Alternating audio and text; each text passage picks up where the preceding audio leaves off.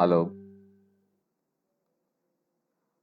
Bapak dan Ibu sekalian, ciri dari konsumen 4.0 kita lihat banyak menggunakan berbagai macam aplikasi yang memudahkan konsumen untuk menyelesaikan pekerjaannya atau juga untuk melakukan berbagai macam hobinya.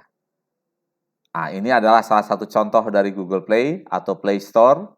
Kita lihat berbagai aplikasi, ya, seni, kemudian beauty, books, comics, education, entertainment, pokoknya segala macam lah, Bapak tinggal pilih.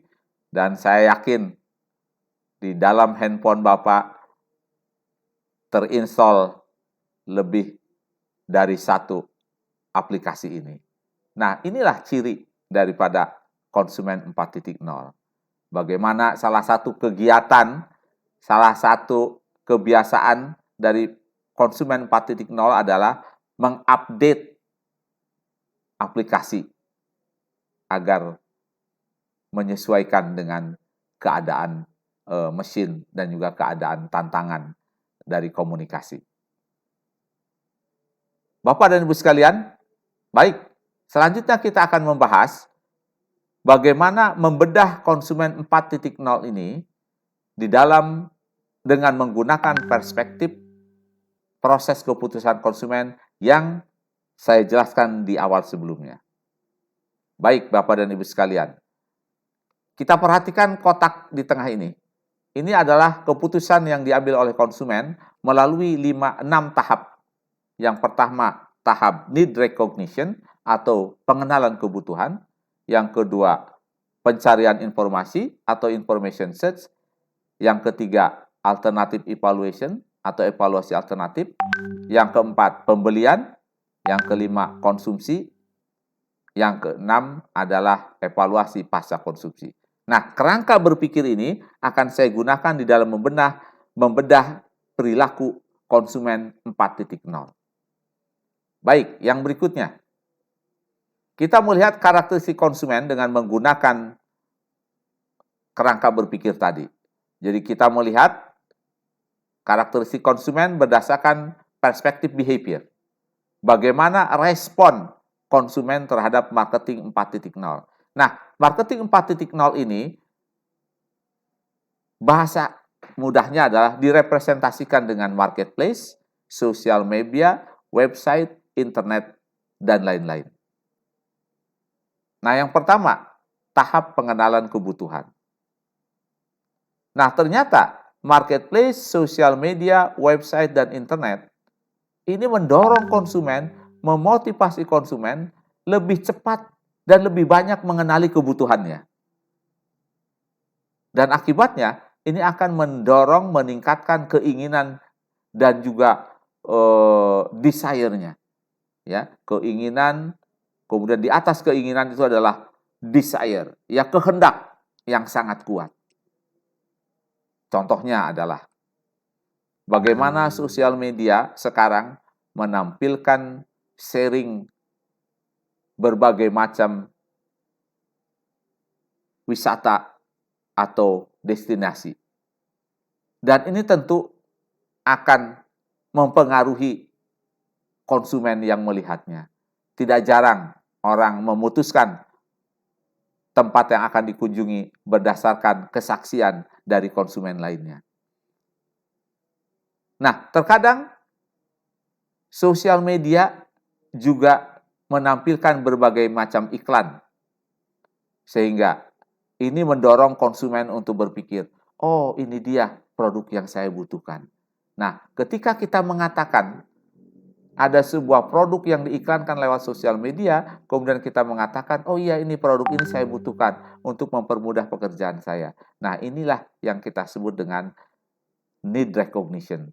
Bagaimana sosial media mempercepat, menstimulasi konsumen untuk mengenali kebutuhannya. Nah, tahap berikutnya yang kita sebut dengan pencarian informasi. Tahap pencarian informasi. Bagaimana marketing 4.0 ini menyebabkan konsumen lebih mudah mendapatkan informasi lebih banyak, lebih cepat, untuk mendukung keputusannya di dalam membeli sesuatu, atau untuk mengonsumsi beragam produk. Misalnya, konsumen dengan mudah akan melakukan perbandingan harga. Perbandingan harga akan mudah dilakukan dan lebih cepat. Nah, saya teringat tahun 2000-an, tahun 90-an, bagaimana informasi tiket pesawat hanya kita peroleh dari travel bureau. Jadi ketika kita ingin mencari alternatif lain atau informasi harga lain, penerbangan lain, maka kita mengandalkan dari travel bureau tersebut. Atau kita berpindah ke travel bureau lain. Dan terkadang informasi itu butuh waktu. Kadang dia sangat cepat, 10 menit. Kadang perlu setengah hari untuk memberikan informasi. Betapa waktu yang dibutuhkan sangat lama dan sangat merepotkan. Tetapi saat ini, kita dengan cepat hitungan detik, kita akan mendapatkan informasi penerbangan dengan harganya kurang dari 1 menit. Dan kita dapat segera memutuskan mana yang akan kita gunakan. Nah, inilah salah satu ciri dari karakteristik consumer 4.0. Price comparison itu mudah dilakukan dan lebih cepat. Nah, tahap ketiga, alternative evaluation. Konsumen menggunakan lebih banyak instrumen untuk mengevaluasi produk. Menggunakan kelompok acuan, social influencer. Bahkan kita memperhatikan berapa banyak konsumen men-share pengalaman terhadap produk tersebut. Berapa konsumen yang menyukai produk tersebut. Dan berapa konsumen yang merekomendasikan produk tersebut. Nah, ini hanya terjadi di era 4.0.